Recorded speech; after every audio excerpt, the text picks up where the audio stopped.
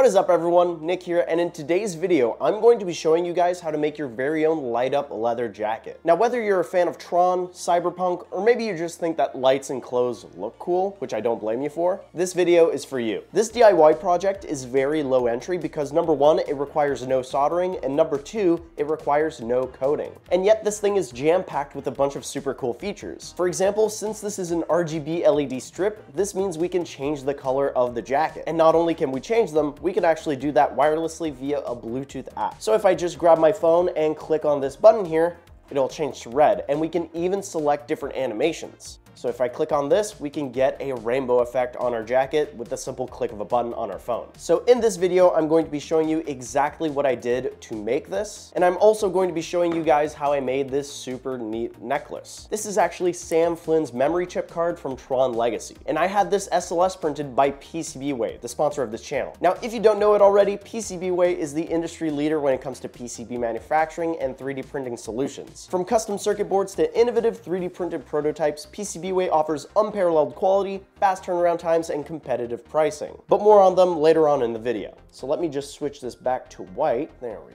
go. So not only is this jacket super easy to make, it also requires minimal supplies. So let me cover everything we'll need for this project. So for this video, we'll be using a 5-volt RGB LED strip. This specific one has a silicone cover on top of the RGB LEDs, and it's also super dense, meaning you can't actually see the individual lights that well. It's nearly perfectly diffused. And on top of that, it comes with a pre-soldered connector and 3M tape on the back, so we can glue it on directly to the jacket. Now to control these lights, we're going to be using this little controller right here called an SB611E. Now it's very important that you go specifically with the SB611E because one, it controls 5-volt RGB LEDs just fine, and two, it also includes Bluetooth, which is going to be crucial for using the app on our phone. And you're also going to need a 5-volt power bank. Now to drive power from this power bank to the controller, you're going to need a USB connector to barrel connector wire. So that pretty much covers everything you'll need for the lights specifically. Now when it comes to actually attaching it to the jacket, well, you're gonna need a jacket. And you're also going to need some adhesive black vinyl. We're going to be using this vinyl to create a border around the RGB LED strip. This is going to make it so it sticks a little bit better to the jacket and is less prone to falling off. And it's also going to cover up the circuitry of the light, that way it's not exposed and it looks quite a bit cleaner this way. Now, depending on what you want for your specific setup and your skill level, you're also going to need brown packing paper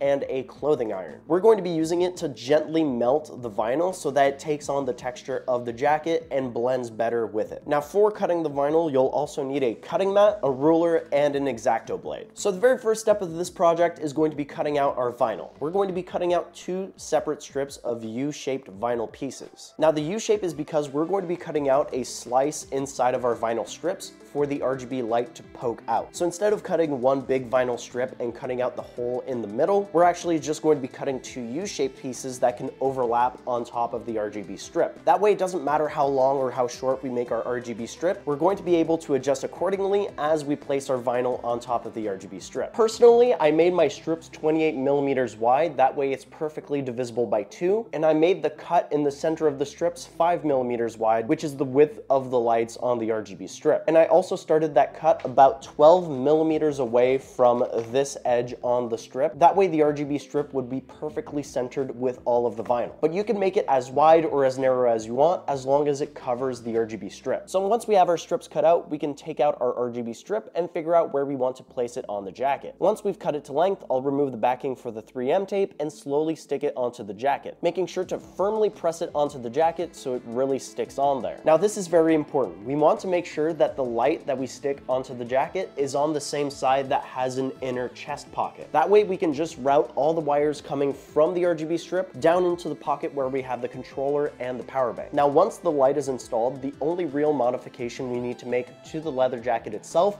is to make a small hole right above the RGB strip where the wires are. That way we can route the wires through. Now you can either cut this hole or you can melt this hole if you're using a faux leather jacket like I am. I just took my soldering iron and poked a hole right through it and it melted just fine. Now this may seem dumb, but I'm actually not using iron-on vinyl for this project. Iron-on vinyl doesn't stick very well to the RGB strip and it doesn't have a sticky coating on the vinyl side, so it's very difficult to keep it aligned with the edge of the RGB light when you're trying to iron it on.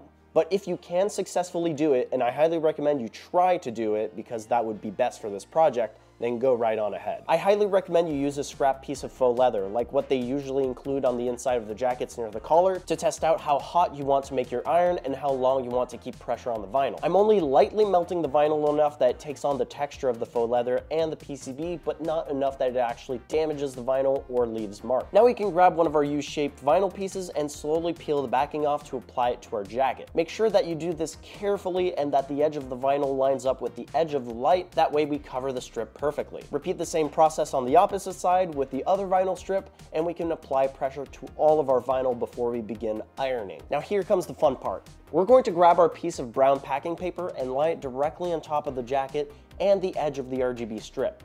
As you can see, I'm almost massaging the vinyl with the iron since I don't want to apply too much pressure or heat in one specific spot and risk damaging the vinyl. Personally, I like applying heat with the iron for about 10 seconds before taking a look at the results, and if I'm satisfied, I'll work my way to the next portion of the vinyl. And after successfully applying heat to our vinyl border, we're essentially done with the jacket. Now all you need to do is place the controller and the power bank in the breast pocket, and you can use an app like Bandland X on your phone to control the LEDs. Now for some of you, this might be the end of the project, but if you're really into TRON and you really want to take your jacket to the next level, the rest of the video is going to show you how to install your very own back mount to be able to attach an identity disc. So I've actually introduced the disc mount as an additional add-on to my identity discs on my Etsy. So just for the sake of clarity, I'm actually going to take off my jacket so I can speak directly to the camera and show you guys what's attached to my back. So here we have my disc mount. So this doesn't actually use any sort of batteries. This uses what are called spring plungers. Now spring plungers are basically these little balls that are under spring tension, which means when you press on them, they spring inwards, and when you release it, it springs back out. Now there's a total of 4 of them on this disc mount, and there's also these holes on each corner of the disc mount which align with the notches on the disc.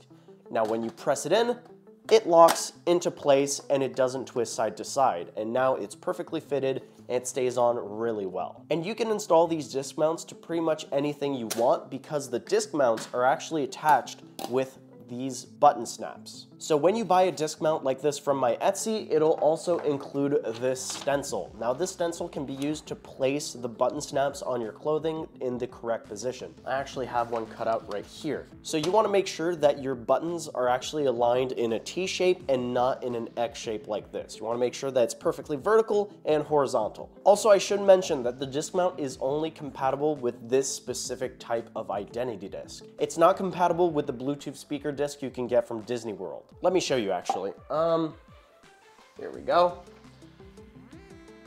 So here I have a identity disc from Disney World and it doesn't fit.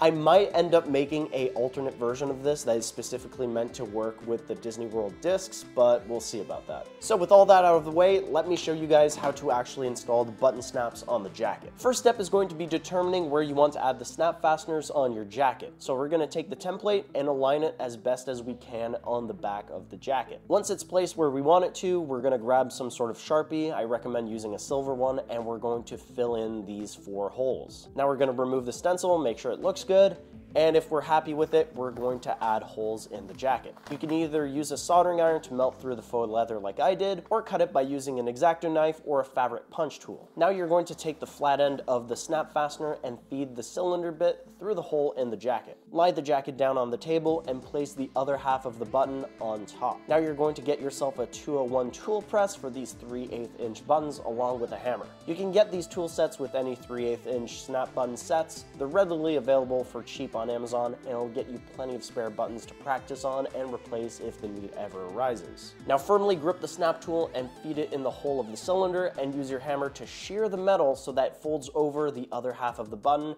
and it creates a solid hold between the 2 halves. Now all you have to do is repeat the process 3 more times for the other buttons. And once they're installed, you just need to grab your disc mount and snap the buttons together, making sure that the 2 pairs of spring plungers are pointing horizontally. Now you should be able to attach the identity disc directly on your back. Now to really complete the look, let's talk about how we can make Sam Flynn's memory chip necklace. Now I got the 3D file for this memory chip off of Etsy, and once I had the 3D file, all I had to do was to go onto PCBWAY's website and to select the 3D printing estimates tab. import the file, and then select aluminum for my material. And the last thing you have to do is submit your request. And within a day or two, you'll get the final cost for your project, and once that's paid, all you have to do is wait a few weeks and you'll finally get your metal printed parts. And when they arrive, they look something like this. It's this nice, rough, matte texture, but we want to make this shiny. So I just grabbed a Dremel and used these cool little abrasive wheels to sand the metal and then polish it with some aluminum polish. And lastly, I bought some bead chains off of Amazon, and just like that, I was able to make this memory chip necklace. And that's going to be it for today's video. I really hope you enjoyed it. If you have any questions, please feel free to let me know in the comments down below. All the links for the supplies and materials that I used in this video will be in the description down below. And a huge thank you again to PCBWAY for sponsoring the channel and for sponsoring this video. And I will see you all in the next one.